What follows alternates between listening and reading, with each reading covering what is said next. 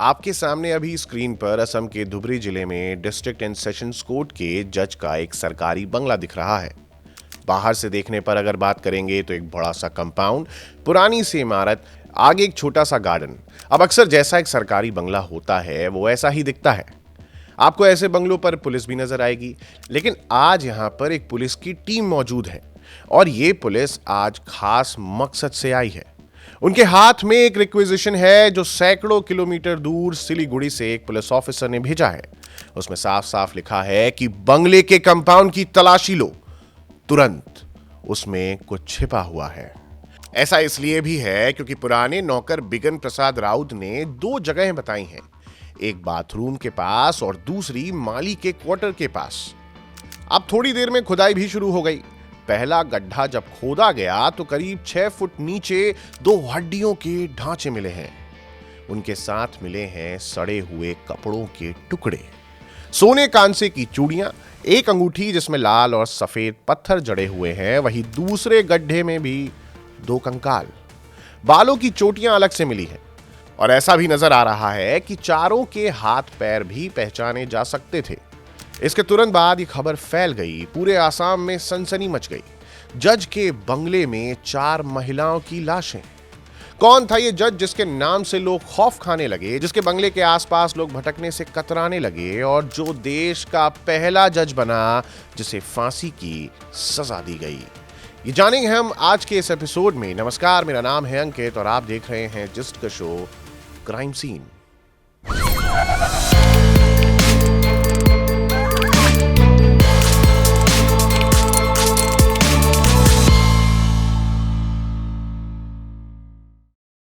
उपेंद्र नाथ राजखोवा नाम सुनकर वैसे दूर दूर तक कोई अपराधी की छवि नहीं बनती।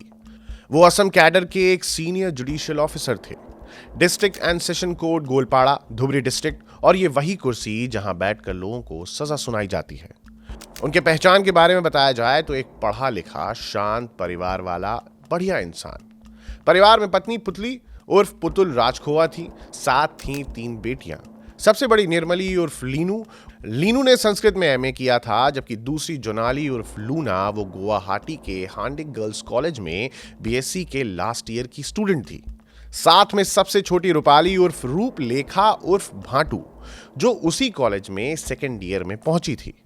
साल 1971 को राजखोवा जी की पोस्टिंग धुबरी में हुई। पहले वो अकेले गए और सर्किट हाउस में रहे और उसी साल जब दुर्गा पूजा की छुट्टियां हुई तो पूरा परिवार आया। छुट्टियों के बाद कॉलेज खुला तो लूना और भाटू गुवाहाटी वापस चली गईं। लेकिन लीनू और पुतुल धुबरी में राजखोवा के साथ रहने लगी। बिल्कुल एक साधारण सा परिवार, साधारण सी जिंदगी। बाहर से दिखने में बिल्कुल ऐसा ही लगेगा, क्योंकि यार एक फैमिली में और क्या चाहिए, माँ बाप हैं, बच्चे हैं, सब साथ रह रहे हैं और खुश हैं। अब आती है जनवरी साल 1970 की। मकर संक्रांति से कुछ दिन पहले राजखोवा अपने नौकर बिगन प्रसाद राउत को बुलाते हैं और बंगले में बाथरूम से सटे हुए एक पुराने बिजली के खंबे की तरफ इशारा करते हैं। कहते हैं कि इसे काट दो। बिगन आदेश का पालन करते हैं और साहिद अली और माली राधानाथ की मदद से उसे जड़ से उखाड़ फेंकते हैं। अब जो गड्ढा बनता है वो उसे भरने से मना कर देते हैं। कहते हैं कि इसमें कुछ फूल लगाने हैं। कुछ दिन बाद उसी साहिद से माली के क्वार्टर के पास एक और गड्ढा खुदवाते हैं। फिर कहते हैं कि कूच बिहार से कुछ पदम के फूल लाए हैं, वो वहां लगाने हैं, इसलिए ये सब जगह तैयार करवा रहा हूं। नौकरों को कुछ अजीब नहीं लगा। अब साहब का शौक होगा कि उनको गार्डनिंग करनी होगी। फिर एक दिन पुतुल की नजर बाथरूम वाले गड्ढे पर पड़ी। उन्होंने बिगन से कहा कि इसे भर दो, ठोकर लग सकती है। बिगन भरने लगा और ठीक उसी वक्त राजखोवा नहाकर बाहर आया और गुस्से में बोले, क्यों भर रहे हो इसे? और इतना कहकर उन्होंने फिर से खुदवा दिया। अब आई तारीख 10 फरवरी 1970 की, सरस्वती पूजा का दिन, जहां सुबह से माहौल काफी फेस्टिवल वाला। राजखोवा ने नौकर बिगन और उमेश बैश दोनों को पूजा करने के लिए भेज दिया। इस बीच शाहिद अली अपने घर चला गया और शाम को बिगन वापस आया तो देखा कि राजखोवा अपनी पत्नी पुतुल और बेटी लीनू के साथ करीब 8:30 बजे घर लौट रहे हैं। तीनों आग के पास बैठे हैं, बातें कर रहे हैं। उसके बाद वो खाना खाते हैं और रोज की तरह सब सो जाते हैं, बिगन और उमेश भी। उस रात क्या होता है ये कोई नहीं देख पाता, लेकिन सुबह तक सब बदल चुका था। बस यही आखिरी बार था जब किसी ने पुतुल और लीनू को जिंदा देखा था। 11 फरवरी की सुबह बिगन उठता है और बाथरूम के पास वाले गड्ढे को देखता है तो वो भरा हुआ था। इधर राजखोआ बाथरूम के अंदर कपड़े धो रहे थे, वो भी खुद। बिगन ने देखा कि बाथरूम से बाहर निकलने वाला पानी जो है वो लाल रंग का है।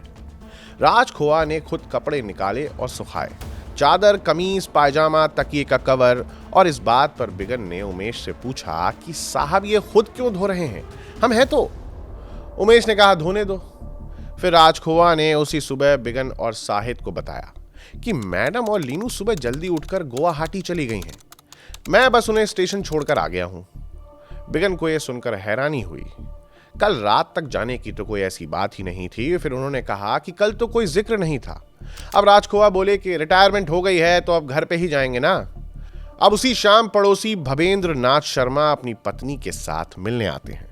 शर्मा की पत्नी बाथरूम जाने लगी तो राजखोआ उन्हें रोक देते हैं और कहते हैं कि बाथरूम अभी गंदा है, इसे यूज मत करो। ठेकेदार ब्रह्म अवतार भी उसी दिन पानी के पंप की मरम्मत का एस्टीमेट देने आए थे।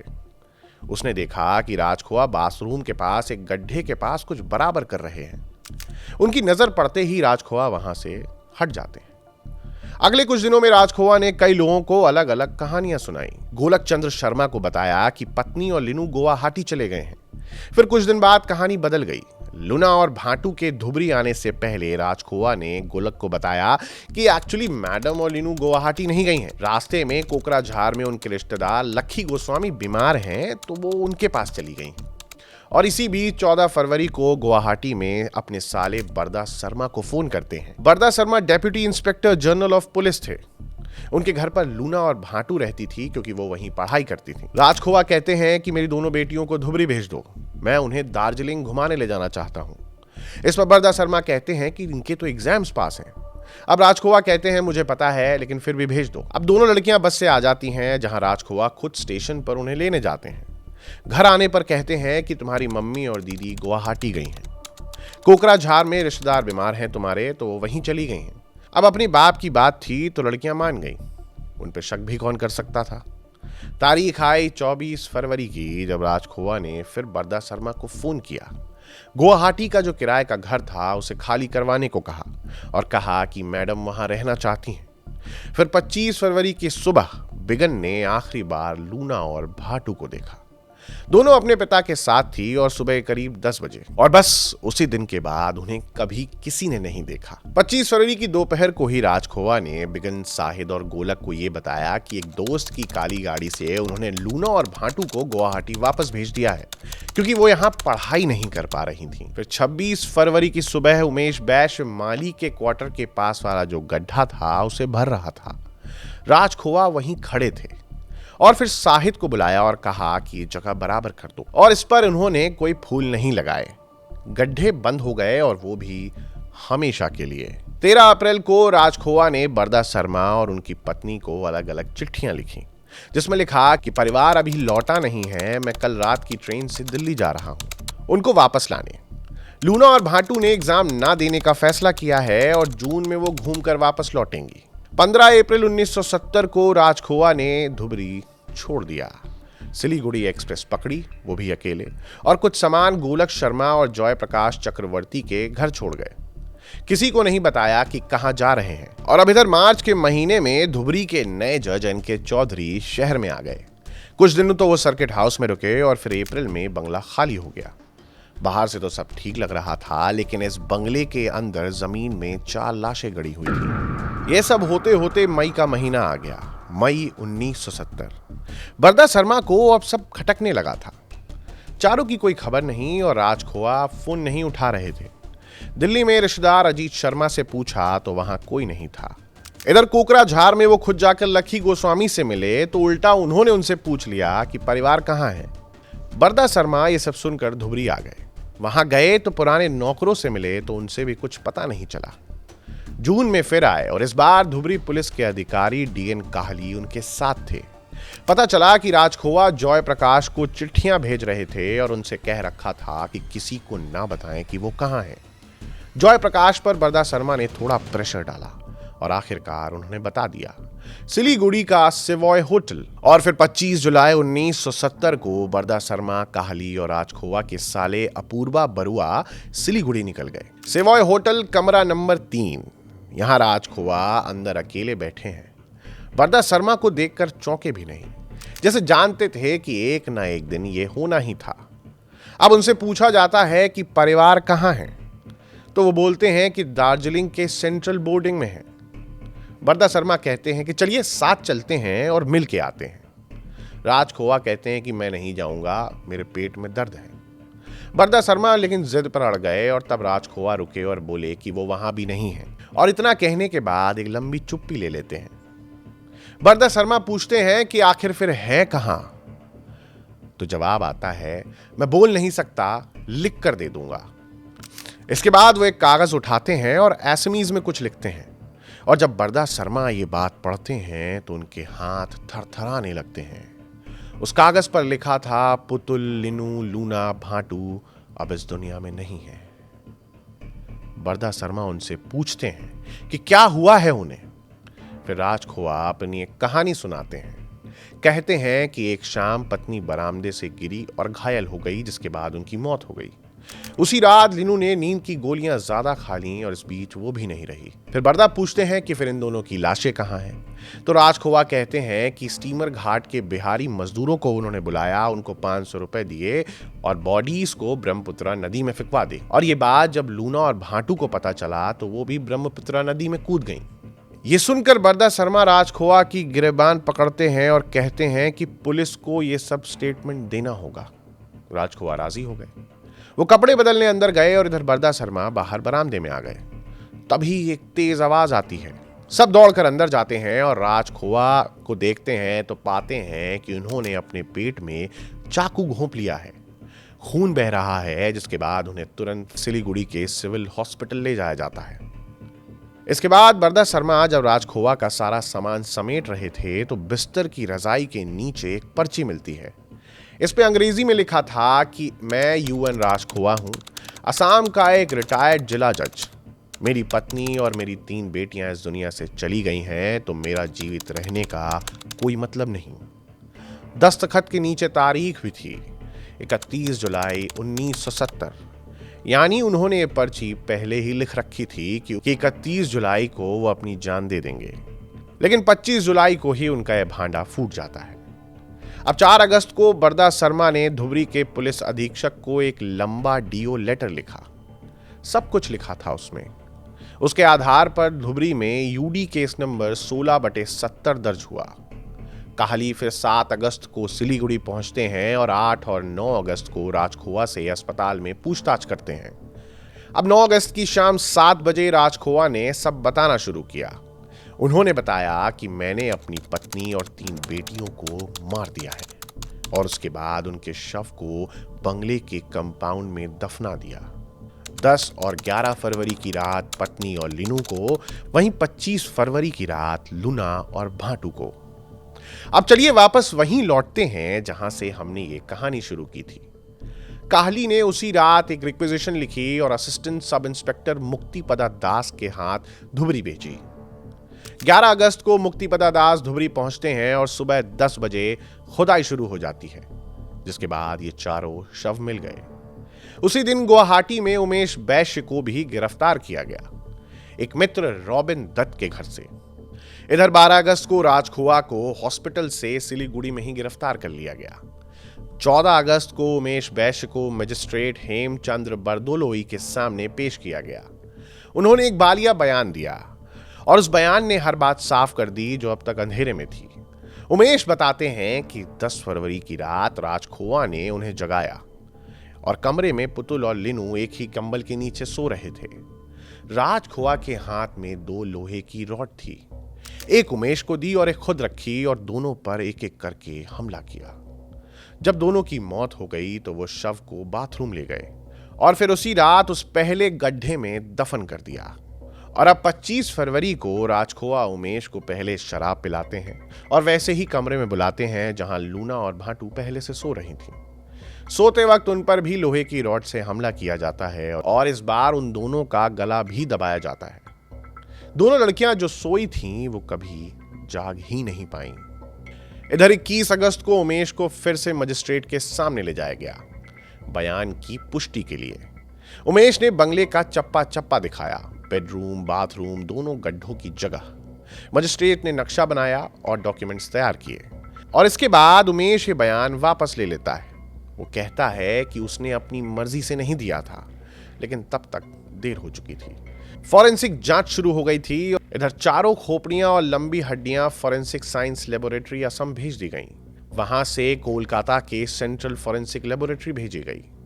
परिवार की एक पुरानी ग्रुप फोटो थी जिसमें पुतुल, लिनू, लूना, भाटू चारों थी। उसे भी साथ में भेजा गया। फोटो और खोपड़ियों का सुपर इम्पोजिशन टेस्ट हुआ। चारों खोपड़ियां और चारों चेहरे, नाजियोन, सब नाजियोन, चीक बोन, आंखों के कोने, इन सब के माप मिले और इससे यह पता चला कि ये सब महिलाओं के शव थे। इधर पेल्विक बोन की बनावट और स्टर्नम की लंबाई, ये सब कुछ बता रहा था कि ये सारी बॉडीज महिलाओं की थी। एक खोपड़ी की उम्र 36 साल से ऊपर निकली, बाकी तीनों जवान। चारों की खोपड़ियों में फ्रैक्चर्स थे। टेम्पोरल बोन टूटी हुई थी दोनों तरफ की। डॉक्टर JN तालुकदार जो पोस्टमार्टम कर रहे थे, उन्होंने बाद में रिपोर्ट में लिखा कि ये सारी चोटें डेथ के पहले लगी थी। किसी भारी हथियार से मारा गया था और मृत्यु का कारण सिर पर चोट लगने से झटका और ज्यादा खून बहना है और ये हत्या है। और तो और पहले गड्ढे में जो कमीज मिली वो राज खोवा की थी, जिसे बाद में धोबी नारायण रजाक ने पहचाना। इसके साथ ही उमेश के बयान में जिन बिस्तर और पलंगों का जिक्र था, उन पर भी इंसानी खून के निशान बरामद हो चुके थे। इसके बाद अब दिसंबर 1971 में चार्जशीट दाखिल हो जाती है और अगस्त 1972 में दोनों को सेशन कोर्ट में भेजा गया। गोलपाड़ा के सेशन कोर्ट में सेशन केस नंबर 35D 1972। मुकदमा शुरू होने का पहला दिन था 13 नवंबर 1972। लेकिन उसी सुबह धुबरी जेल से खबर आती है कि राज खोवा ने फिर सुसाइड अटेम्प्ट किया है और इस बीच मुकदमा रोक दिया गया। जेल डॉक्टर्स ने कहा कि उन्हें तेजपुर मेंटल हॉस्पिटल भेजा जाए। बचाव पक्ष के वकील ने भी यही मांग रखी और फिर 23 नवंबर को सेशन जज ने सिविल सर्जन की रिपोर्ट मंगवाई। उसमें लिखा था कि राज खोवा 2 बार आत्महत्या की कोशिश कर चुके हैं, इसलिए उनकी मानसिक जांच जरूरी लगती है। और फिर 25 नवंबर को राज खोवा को कोर्ट रूम बुलाया जाता है, जहां सेशन जज ने उनसे खुद पूछा तो राज खोवा ने जवाब दिया कि मुझे मेंटल हॉस्पिटल भेजना इंसानियत के खिलाफ होगा। मैं पूरी तरह ठीक हूं और अपना बचाव करने में खुद सक्षम हूं। इसके बाद वो कहते हैं कि ट्रायल जनवरी में रखें और फिर 1973 से वो सुनवाई में आना चाहते हैं। इधर अदालत ने पाया कि राज खोवा शांत, सहज और सुसंगत जवाब दे रहे हैं। फिर धारा 465 के तहत मानसिक जांच की जरूरत नहीं महसूस हो रही है और इस बीच मुकदमा जनवरी 1973 में शुरू हो जाता है। अभियोजन पक्ष ने 55 गवाह पेश किए। राज खोवा और उमेश दोनों ने अपने अपने आरोपों को नकार दिया। उमेश ने अपना इकबालिया बयान भी वापस ले लिया, लेकिन अभियोजन के पास 40 परिस्थिति जन्य साक्ष्य थे। दोनों गड्ढे राज खोवा के कहने पर खोदे गए थे। इधर पत्नी और तीनों बेटियों को आखिरी बार उन्हीं के साथ देखा गया था। सुबह पानी लाल था और इधर बाथरूम के पास वाले गड्ढे को तो खुद बराबर करते हुए देखे गए थे। एक के बाद एक झूठ, गुवाहाटी, कोकराझार, दिल्ली, दार्जिलिंग और हर बार कहानी बदल रही थी। खुद शहर छोड़कर भाग गए और छुपते रहे और लिखकर खुद दिया कि वो इस दुनिया में नहीं है। सुसाइड नोट और 2 बार आत्महत्या की भी कोशिश। और जब पुलिस ने पूछा तो खुद बताया कि शव कहां है। जिस जगह बताया वहीं से 4 शव भी मिले और तो और राज खोवा की कमीज भी उसी गड्ढे में थी। खून के निशान उनके पलंग पर थे। इस सब के बाद सेशन जज ने उमेश बैश्य को बरी कर दिया, लेकिन उपेंद्र नाथ राज खोवा को धारा 302 और 201 का दोषी पाया। राज खोवा को सजाए मौत यानी फांसी की सजा सुनाई गई। इधर बचाव पक्ष के वकील के लाहिड़ी ने गुवाहाटी हाई कोर्ट में अपील की। ये तर्क दिया कि परिस्थिति जन्य साक्ष्य पर्याप्त नहीं है क्योंकि प्रत्यक्षदर्शी ही कोई नहीं है। और इसके बाद अगस्त 1974 में न्यायमूर्ति बहारुल इस्लाम की पीठ ने पूरे मामले की बारीकी से समीक्षा की। राज्य की तरफ से एडवोकेट जनरल डॉक्टर JC मेढ़ी थे और यहां हाई कोर्ट ने यह पाया कि 27 साबित परिस्थितियां इस तरह जुड़ती हैं कि निर्दोष होने की कोई गुंजाइश नहीं बचती। और इस बीच सुप्रीम कोर्ट ने भी यही फैसला सुनाया।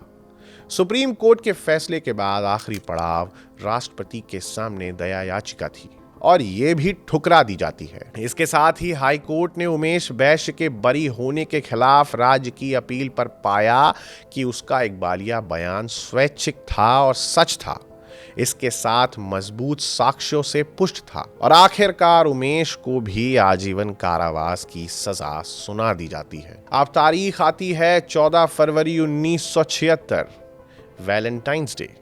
जोरहाट जेल में उपेंद्र नाथ राजखोवा को फांसी दे दी जाती है, और इसके साथ भारतीय न्यायिक इतिहास में वो पहले और एकमात्र जज बनते हैं जिन्हें हत्या के जुर्म में फांसी की सजा मिलती है, और तो और उस पर अमल भी किया जाता है। दुनिया में भी ऐसा कोई रिकॉर्ड नहीं मिलता कि जिस आदमी ने पूरी अपनी जिंदगी कानून की कुर्सी पर बैठकर दूसरों को सजा सुनाई हो, वो सजा उसे खुद मिली। ये सब तो हो गया, लेकिन एक सवाल जो आज तक जवाब के इंतजार में है कि क्यों राजखोवा ने ये कभी नहीं बताया कि उन्होंने अपनी पत्नी और तीनों बेटियों को क्यों मारा। कोर्ट ने माना कि मकसद साबित नहीं हुआ, लेकिन कोर्ट ने यह भी कहा कि मकसद साबित ना होने से अपराध माफ नहीं हो जाता। जो हुआ है वो हुआ ही है। पुतुल, लीनू, लूना, भाटू, इन चारों की जान चली गई है। और इस बीच उस बंगले की कहानी वहां नहीं रुकी। उस बंगले में जब 4 शव मिले तो वहां जो जज रह रहे थे एनके चौधरी, वो उस बंगले में वापस नहीं लौटे, और उसके बाद जो भी अधिकारी वहां पोस्ट हुए उन्होंने वहां रहने से मना कर दिया। बरसों तक ये बंगला खाली रहा और धुबरी में लोग इसे भूत बंगला कहने लगे।